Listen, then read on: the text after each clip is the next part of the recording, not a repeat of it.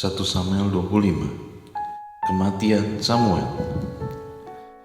Dan matilah Samuel, seluruh orang Israel berkumpul meratapi dia dan menguburkan dia di rumahnya di Rama.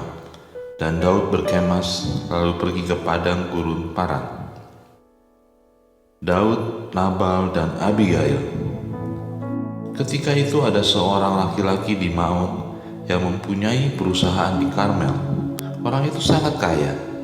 Ia mempunyai 3.000 ekor domba dan 1.000 ekor kambing. Ia ada di Karmel pada pengguntingan bulu domba-dombanya. Nama orang itu Nabal dan nama istrinya Abigail. Perempuan itu bijak dan cantik, tetapi laki-laki itu kasar dan jahat kelakuannya. Ia seorang keturunan Kaleb. Ketika didengar Daud di padang gurun bahwa Nabal sedang menggunting bulu domba-dombanya, maka Daud menyuruh 10 orang, dan kepada orang-orang itu Daud berkata, "Pergilah ke Karmel dan temuilah Nabal. Tanyakanlah keselamatannya atas namaku, dan sampaikanlah salam ini kepadanya. Selamat, selamatlah engkau, selamatlah keluargamu, dan selamatlah segala yang ada padamu. Baru-baru ini aku mendengar bahwa engkau mengadakan pengguntingan bulu domba. Adapun gembala-gembalamu yang ada dengan kami, tidak kami ganggu, dan tidak ada sesuatu yang hilang daripada mereka selama mereka ada di Karmel. Tanyakanlah kepada orang-orangmu, mereka tentu akan memberitahukan kepadamu. Sebab itu, biarlah orang-orang ini mendapat belas kasihanmu. Bukankah kami ini datang pada hari raya? Berikanlah kepada hamba-hambamu ini dan kepada anakmu Daud apa yang ada padamu." Ketika orang-orang Daud sampai ke sana, berkatalah mereka kepada Nabal atas nama Daud, tepat seperti yang dikatakan kepada mereka. Kemudian mereka menanti. Tetapi Nabal menjawab anak buah Daud itu, katanya, "Siapakah Daud? Siapakah anak Isai itu? Pada waktu ini ada banyak hamba-hamba yang lari dari tuannya. Masakan aku mengambil rotiku, air minumku, dan hewan bantaian yang kubantai bagi orang-orang pengguntingku untuk memberikannya kepada orang-orang yang aku tidak tahu dari mana mereka datang?" Lalu orang-orang Daud itu berbalik pulang, dan setelah sampai, mereka memberitahukan kepadanya tepat seperti yang dikatakan kepada mereka. Kemudian berkatalah Daud kepada orang-orangnya, "Kamu masing-masing sandanglah pedang." Lalu mereka masing-masing menyandang pedangnya. Daud sendiri pun menyandang pedangnya. Sesudah itu kira-kira 400 orang maju mengikuti Daud, sedang 200 orang tinggal menjaga barang-barang. Tetapi kepada Abigail, istri Nabal, telah diberitahukan oleh salah seorang bujangnya, katanya, "Ketahuilah, Daud menyuruh orang daripada gurun untuk memberi salam kepada Tuhan kita, tetapi ia memaki-maki mereka. Padahal orang-orang itu sangat baik kepada kami. Mereka tidak mengganggu kami, dan kami tidak kehilangan apapun selama kami lalu lalang di dekat mereka. Ketika kami ada di ladang, mereka seperti pagar tembok sekeliling kami siang malam, selama kami menggembalakan domba-domba di dekat mereka. Oleh sebab itu pikirkanlah dan pertimbangkanlah apa yang harus kau perbuat, sebab telah diputuskan bahwa celaka akan didatangkan kepada Tuhan kita dan kepada seisi rumahnya. Dan ia seorang yang dursila, sehingga seorang tidak dapat berbicara dengan dia."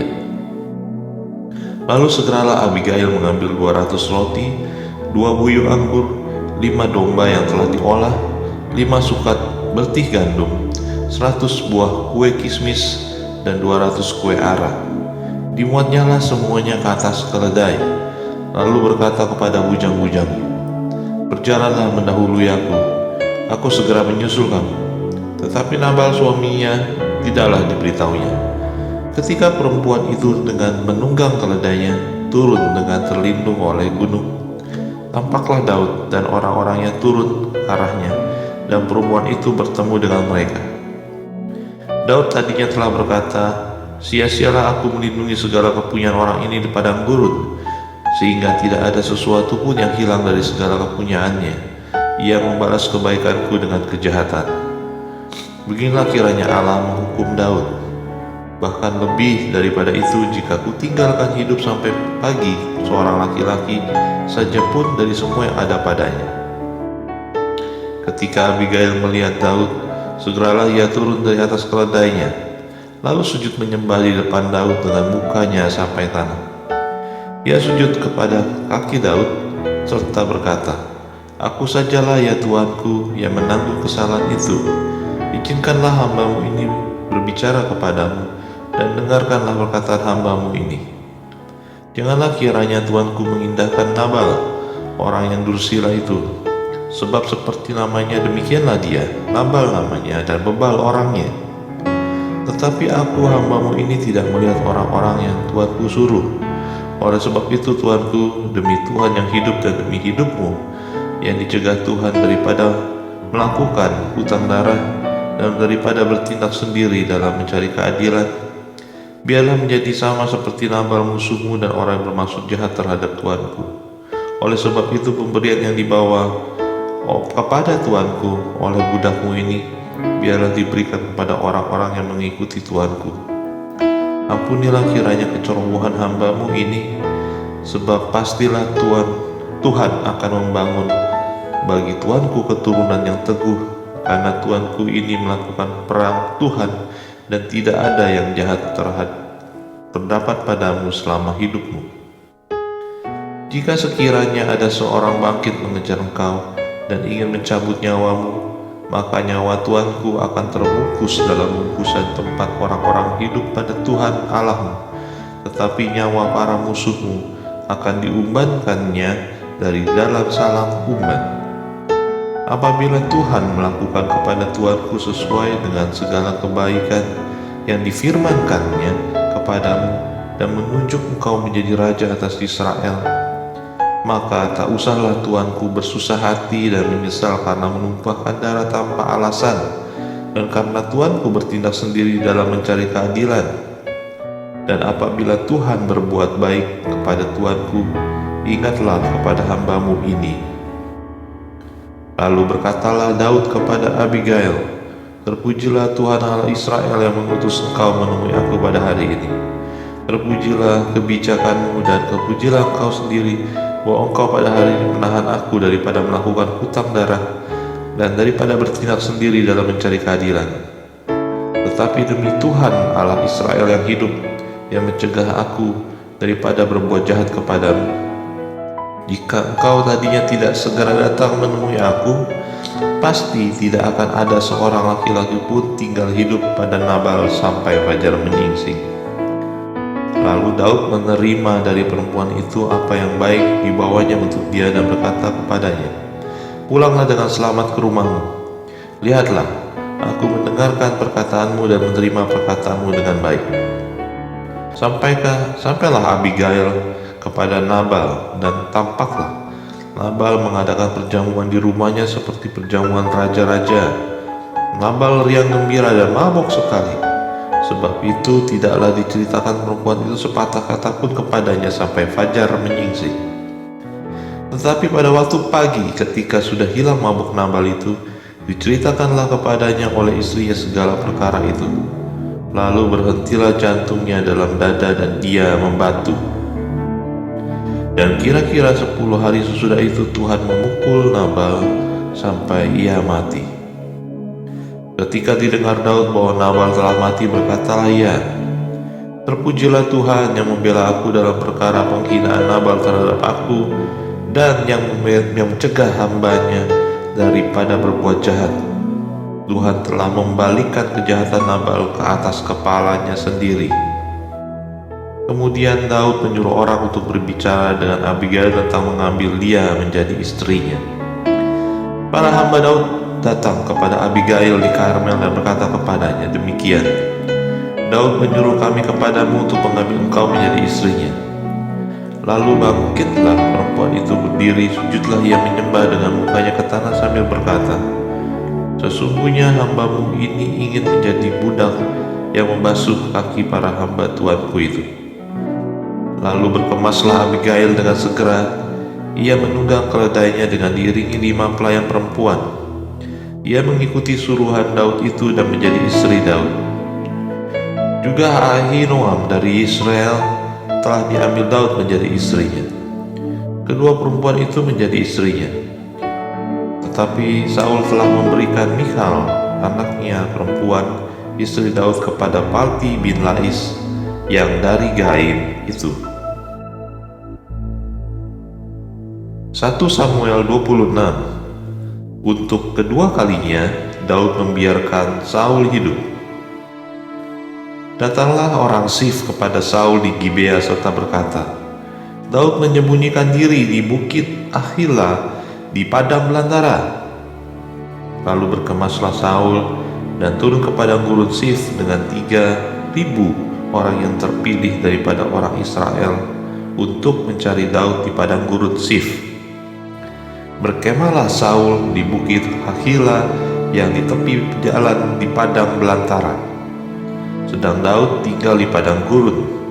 Ketika diketahui Daud bahwa Saul datang mengikuti ia ke padang gurun, disuruhnyalah pengintai-pengintai. Maka diketahuinyalah bahwa Saul benar-benar datang. Berkemaslah Daud, lalu sampai ke tempat Saul berkemah. Waktu Daud melihat tempat Saul berbaring dengan Abner bin Ner, panglima tentaranya. Saul berbaring di tengah-tengah perkemahan, sedang rakyat berkemah sekelilingnya. Berbicaralah Daud kepada Abimelek orang Het itu dan kepada Abisai anak Seruya, saudara Yoab. Katanya, siapa turun bersama-sama dengan aku kepada Saul ke tempat perkemahan itu? Jawab Abisai, aku turun bersama-sama dengan kau. Datanglah Daud dan Abisai kepada rakyat itu pada waktu malam.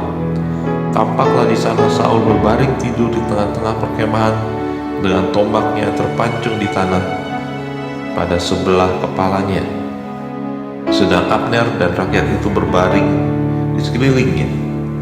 Lalu berkatalah Abisai kepada Daud, pada hari ini Allah telah menyerahkan musuhmu ke dalam tanganmu. Oleh sebab itu, izinkanlah kiranya aku menancapkan dia ke tanah dengan tombak ini. Dengan satu tikaman saja, tidak usah dia kutancapkan 2 kali.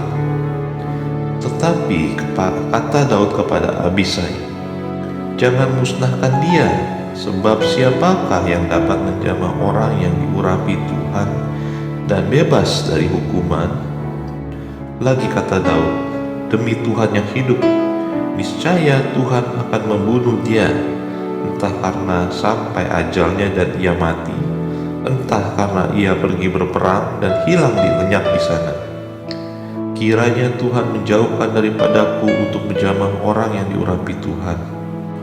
Ambillah sekarang tombak yang ada di sebelah kepalanya itu dan kendil itu, dan marilah kita pergi. Kemudian Daud mengambil tombak dan kendil itu dari sebelah kepala Saul. Lalu mereka pergi. Tidak ada yang melihatnya, tidak ada yang mengetahuinya, tidak ada yang terbangun, sebab sekaliannya tidur karena Tuhan membuat mereka tidur nyenyak. Setelah Daud sampai ke seberang, berdirilah ia jauh-jauh di puncak gunung, sehingga ada jarak yang besar di antara mereka. Dan berserulah Daud kepada tentara itu dan kepada Abner bin Ner, katanya, tidakkah engkau menjawab, Abner? Maka jawab Abner, katanya, siapakah engkau itu yang berseru-seru kepada raja? Kemudian berkatalah Daud kepada Abner, apakah engkau itu bukan laki-laki? Siapakah yang seperti engkau di antara orang Israel? Mengapa engkau tidak mengawal tuanmu raja? Sebab ada seorang dari rakyat yang datang untuk memusnahkan raja tuanmu itu. Tidak baik hal yang engkau perbuat itu. Demi Tuhan yang hidup, engkau ini harus mati, karena kamu tidak mengawal tuanmu, orang yang diurapi Tuhan itu sekarang. Sekarang lihatlah di manakah tombak raja dan kendi yang ada di sebelah kepalanya. Saul mengenal suara Daud, lalu ia berkata, suaramukah itu anakku Daud? Jawab Daud, suaraku, tuanku raja. Lalu berkatalah ia, mengapa pula tuanku mengejar hambanya ini? Apa yang telah kuperbuat? Apakah kejahatan yang melekat pada tanganku? Oleh sebab itu kiranya Tuanku Raja mendengarkan perkataan hambanya ini. Jika Tuhan yang membujuk engkau melawan aku, maka biarlah ia mencium bau korban persembahan. Tetapi jika itu anak-anak manusia, terkutuklah mereka di hadapan Tuhan, karena mereka sekarang mengusir aku, sehingga aku tidak mendapat bagian daripada milik Tuhan, dengan berkata, pergilah, beribadahlah kepada Allah lain. Sebab itu janganlah kiranya darahku tertumpah ke tanah jauh dari hadapan Tuhan. Sebab Raja Israel keluar untuk mencabut nyawaku seperti orang memburu seekor ayam hutan di gunung-gunung. Lalu berkatalah Saul, aku telah berbuat dosa. Pulanglah, anakku Daud, sebab aku tidak akan berbuat jahat lagi kepadamu, karena nyawaku pada hari ini berharga di matamu. Sesungguhnya perbuatanku itu bodoh dan aku sesat sama sekali. Tetapi Daud menjawab, inilah tombak itu ya Tuanku Raja. Baiklah salah seorang dari orang-orang menyeberang untuk mengambilnya. Tuhan akan membalas kebenaran dan kesetiaan setiap orang, sebab Tuhan menyerahkan engkau pada hari ini ke dalam tanganku. Tetapi aku tidak mau menjamah orang yang diurapi Tuhan. Dan sesungguhnya seperti nyawamu pada hari ini berharga di mataku, demikianlah hendaknya nyawaku berharga di mata Tuhan, dan hendaklah ia melepaskan aku dari segala kesusahan. Lalu berkatalah Saul kepada Daud, diberkatilah kiranya engkau anakku Daud, apa jua pun yang kau perbuat, pastilah engkau sanggup melakukannya. Lalu pergilah Daud meneruskan perjalanannya, dan pulanglah Saul ke tempat